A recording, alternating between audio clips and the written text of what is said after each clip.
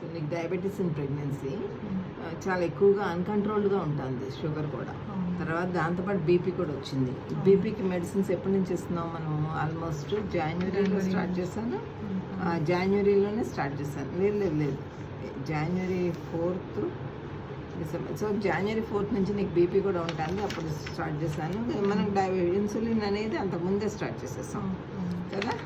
So first diabetes detect అయింది, gestational diabetes. Okay, so నువ్వు diabetic first as it is diabetic మర్చిపోయాను నేను కూడా. ఫస్ట్ యాసిటీస్కి డయాబెటిక్ అయితే దాన్ని ఇన్సులిన్కి మార్చారు. ముందు ట్యాబ్లెట్స్ కూడా ఇచ్చారు కదా, తర్వాత దాన్ని ఇన్సులిన్ కింద మార్చారు, కంట్రోల్ అవ్వట్లేదని. ఇప్పుడు నువ్వు ప్రెసెంట్గా మొన్న 2 days అడ్మిట్ అయ్యావు, ఎందుకంటే కేవలం ఇన్సులిన్ అడ్జస్ట్ చేయడం కోసమే, బట్ అన్కంట్రోల్డ్గా ఉంటుందని. ఇప్పుడు నీ అడ్జస్ట్మెంట్ ఏంటంటే 40-40-40. రిటార్డ్ ఏమో నైట్ టైం లేట్ నైట్ దాని 26 units తీసుకుంటున్నావు. తర్వాత ఇప్పుడు బీపీకి లెబెటలాల్ ఇస్తున్నాను. లెబెటలాల్ 100 mg 3 times మార్చాను మొన్నే. సో దాంతో కొంచెం ఇప్పుడు 130/90 ఉంది. సో ఇవాళ నీకు 7th month కంప్లీట్ అయింది. 7th month కంప్లీట్ అయింది కాబట్టి నేను స్టీరాయిడ్ ఇంజెక్షన్ ఇచ్చేస్తున్నాను. ఇవాళ ఒక డోసు రేపు ఒక డోసు తీసుకో, ఎందుకంటే 7th month కంటే ముందు ఇవ్వలేము. సో 7th వచ్చింది కాబట్టి యాక్చువల్గా ఇంకా 7th ఆగి ఇంకో 10 రోజులైనా బెటర్. కానీ నీ అన్కంట్రోల్డ్ ఇన్సులిన్ షుగర్స్ చూస్తే భయం వేసి బెటర్ ఇచ్చేద్దాం అనిపించింది.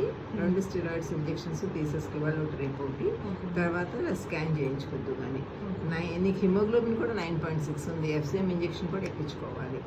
సో ఇవన్నీ ప్రాబ్లమ్స్ అన్నమాట. సో ఒక డయాబెటిక్ మదర్లో బేబీకి చాలా బిగ్ బేబీ పడుతుంది అనమాట. జెస్టేషనల్ డయాబెటీస్ అన్కంట్రోల్డ్గా ఉంటే అది ఒక్కోసారి ఐయుడి అవుతుంది, లోపల ఇది అవుతుంది. సో ఇవన్నీ అవ్వకుండా ప్రివెంట్ చేయడానికి షుగర్ కంట్రోల్స్ చాలా ఇంపార్టెంట్. ఒకవేళ బీపీ కంట్రోల్ చాలా ఇంపార్టెంట్.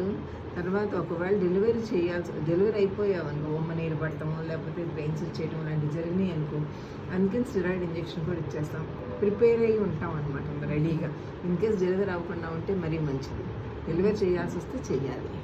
సో దానికోసం నార్మల్ ఆ సిజేరియన్ ఎలాగో అనేది తెలీదు.